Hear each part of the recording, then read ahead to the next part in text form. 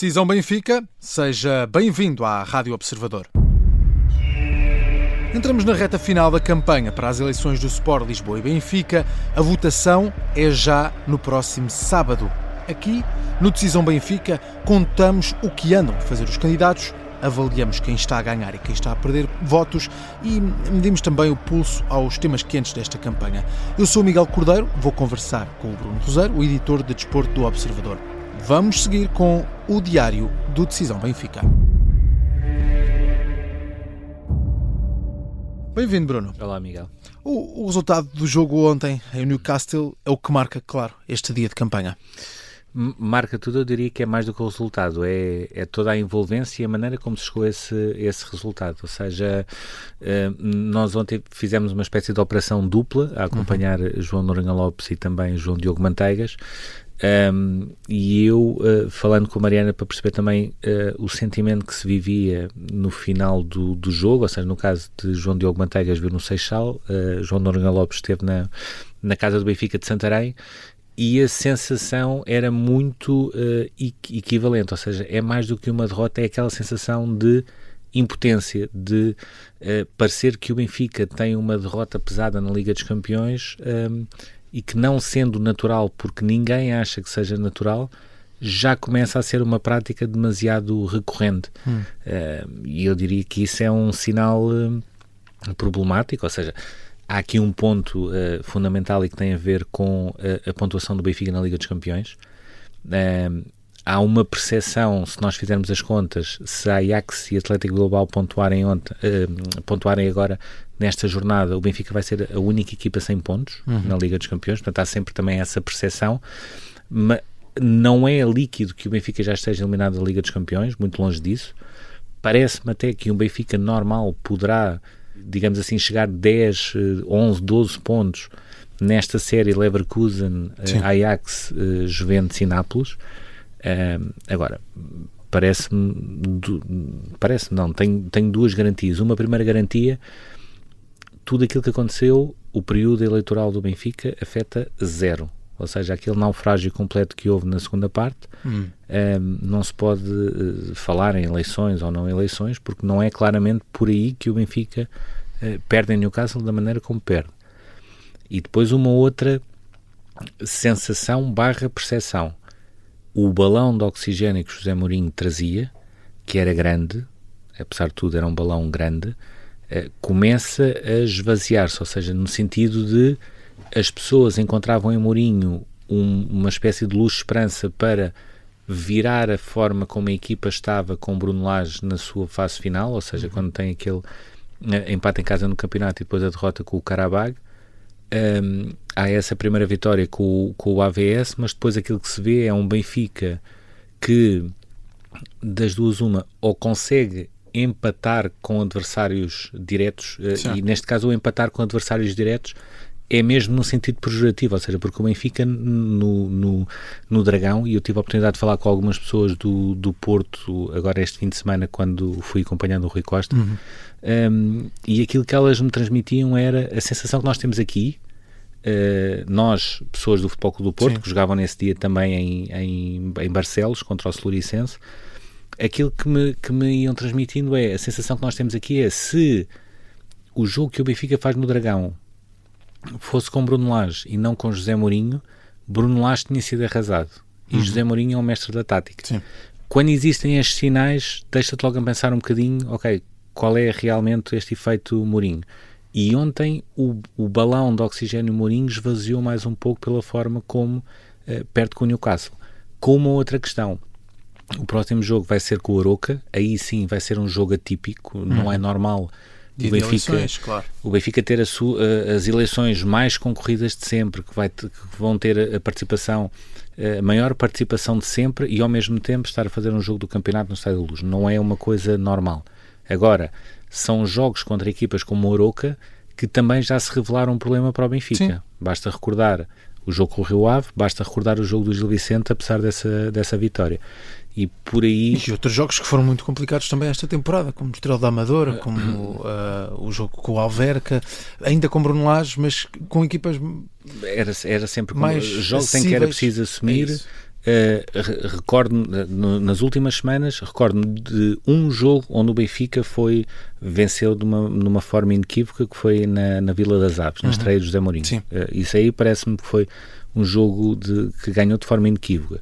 Mas, por exemplo, o jogo do Gil Vicente acaba com uma vitória, e é isso que vai ficar, é a vitória, mas é um jogo que deixa sinais preocupantes pela forma como tudo acabou por acontecer.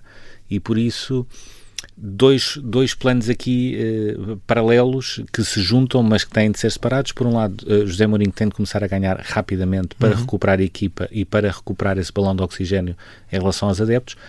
Dois, os candidatos à presidência do Benfica têm de começar a pensar num cenário que se calhar seria impensável no início da época, que é haver a possibilidade de, em termos financeiros, deixar de contar com uma ida ao play-off, porque nesta altura isso é um cenário tão real como a qualificação do Benfica para essa fase. Para além deste jogo e deste clima depois da derrota em Newcastle, o que é que está mais a marcar a campanha? Hoje foi um dia aproveitado por Martim Maier para fazer uma apresentação daquilo que já tinha revelado em termos de programa, várias vezes. Portanto, 3 grandes pontos. O aumento do Estádio da Luz em 15 mil lugares, que são 9 mil lá em cima na zona do terceiro anel e 6 mil ali entre o piso 1 e 2, que serão para a zona corporate. Depois, por outro lado, o campus das modalidades, ou seja, todos os pavilhões que irá albergar, a piscina para a natação, o atletismo, os campos de rugby, inclusivamente as zonas onde poderão ser construídos, porque são necessários 25 hectares e terá de ser Amadora, Louros ou Oeiras, são as 3 hipóteses colocadas em cima da mesa. E por fim também a expansão do Seixal, com o estádio para o futebol feminino, com o colégio, etc. Qual é aqui a vantagem de Martim Maier? É que ele, quando apresenta como é que se faz, como é que vai ficar e como é que ele pensa pagar. Pronto, 2 exemplos práticos. Por exemplo, em relação ao Estádio da Luz, que ele estima que seja uma obra que demore cerca de 26 meses, aponta para um custo na ordem dos 100 milhões de euros, mas depois vai fazer a conta ao número de Red Passes novos que ele vai conseguir vender e também minimizar a atual lista de espera. Sim. E por outro, ao valor que vai arrecadar do aumento da zona corporate do Estádio da Luz, para dizer, nós no final de 10 anos temos este investimento amortizado por esta receita que veio. Por outro lado, em relação às modalidades, faz um raciocínio um pouco inverso e que tem a ver com, apesar de ser um investimento a rondar os 69 milhões de euros, o Benfica vai começar a poupar cerca de 6 a 8 milhões de euros por ano. E porquê? Porque, tendo tantas modalidades, tantos escalões masculino e feminino, muitas vezes as pessoas não têm bem noção na quantidade de sítios que o Benfica tem de ir alugando, mais transportes, etc. Tudo isso, todos esses pequenos custos, quando se somam todos, acabam por ser grandes, e esta cidade, este campus das modalidades passaria, ou iria permitir que não houvesse esse tipo de custos e, não havendo esse tipo de custos, houvesse também essa possibilidade de ir amortizando com o tempo. Portanto, diria que foi a sua última apresentação, sempre com o mesmo foco, que é explicar aos benfiquistas: eu tenho estas ideias, as coisas estão assim, eu quero chegar ali e explicar como, que acaba por ser uma das grandes tónicas em toda a campanha de Martim Maier, que foi tentar sempre explicar o como. Uma nota também, só para destacar uma entrevista do José Teotónio ao ECO. Portanto, o José Teotónio vai ficar responsável pela parte financeira na lista de João Noronha Lopes. É um dos gestores mais conhecidos, mais mediáticos, saindo aqui um bocadinho da bolha eleições e passando para um mundo empresarial. Houve até alguma surpresa de que, como era possível conseguir juntar pessoas, neste caso José Teotónio, à lista, pessoas com tanto currículo e com tanta capacidade na sua área. E duas grandes frases que ele tem ao longo da entrevista. A entrevista é interessante. Para quem não os dois momentos, é aquele em que ele diz que vai se dedicar a 100% ao Benfica, e o outro sobre o futuro, sobre as contas do Benfica. Sobre as contas. Eu foquei mais na parte das contas, e sobretudo aqui desta ideia, que é na ótica dele: se o Benfica continuar a dar 15 milhões de prejuízo ao ano, daqui a 4 anos já está falido. E por outro, balizar o nível de resultado operacional positivo nos 35 milhões de euros como objetivo. Acho que são as duas grandes premissas da entrevista, que vale a pena... é uma diferença de 45 milhões, é passar de um prejuízo de 15 para um resultado positivo de 35. Sim, porque são mais até. Eu até diria uma coisa. Eu acho que nesta altura os candidatos do Benfica, eu sei que o mais apelativo é falar de receitas, de proveitos, sim, de resultados positivos. O grande problema do Benfica é estancar a hemorragia que tem na tesouraria. Isso é o mais importante de tudo. Agora, se calhar não é um tema tão sexy quanto isso para abordar na campanha eleitoral, mas mais importante que tudo é a questão da tesouraria. Depois, a partir daí, ir à procura das tais receitas novas e da diminuição de custos. Claro. Aqui na Rádio Observador debatemos finanças também no Decisão Benfica. Foi, aliás, o primeiro debate entre todas as candidaturas. Neste diário, vamos agora seguir com o caça ao voto.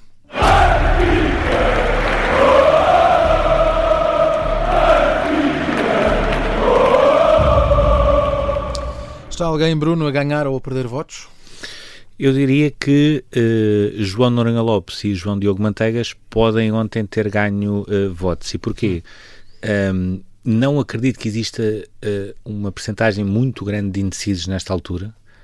Ou seja, quem está interessado mesmo em saber as coisas e em saber em quem votar nas eleições do Benfica já sabe de trás para a frente o que é que cada um pensa e, portanto, não terá grandes dúvidas sobre isso. Agora, os indecisos que têm sempre aquela dúvida até ao final e esperam sempre para saber também um bocadinho se o futebol está melhor ou se está pior, muito provavelmente isso ontem claramente pendeu mais a favor de uma mudança, ou seja, dos principais protagonistas da mudança, que acabam por ser João Noronha Lopes e João Diogo Manteigas, além de Martim Maier e Cristóvão Carvalho, e terá pendido menos a favor de Rui Costa. Como é óbvio, ele como jogador era um maestro. Como presidente ele não pode fazer assim nada dentro de campo. Agora, mais uma vez, o discurso de ambição que foi renovado com José Mourinho acaba por bater na trave quando o Benfica tem segundas partes, como a última que teve agora em Newcastle e terminou com mais uma derrota. Portanto, por aí pode desequilibrar um bocadinho a balança, e o próprio Martim Maier, para quem tivesse algumas dúvidas ainda em votar nele, até porque é uma primeira volta ainda, são 6 candidatos, muito provavelmente, e daquilo que eu tenho que falar de todas as candidaturas, é pouco provável nesta altura que venha a haver uma vitória de alguém à primeira volta, e isso é mais ou menos assumido. Seria uma semi-surpresa ou uma grande surpresa para todas as candidaturas, e por isso Martim Maier acaba por capitalizar um pouco mais pela forma como, mais uma vez, explicou as ideias que tem, explorando todas as formas de como é que vai atingir os seus objetivos. Falei de todos, menos Luís Filipe Vieira. Não foi por acaso. Continuo a achar Luís Filipe Vieira vai ser um fenómeno difícil de interpretar nas eleições. Parece-me até que é o resultado que toda a gente terá mais curiosidade em perceber até onde é que ele conseguirá chegar. Acho que os resultados não têm propriamente grande impacto em relação a poder ter maior ou menor votação, mas é claramente aquele candidato que se nós falarmos num voto escondido, Luís Filipe Vieira é essa lista, e portanto vamos ver esse voto escondido até onde é que poderá ir. Vamos saber no próximo sábado. Agora, vamos para a Farmácia Franco.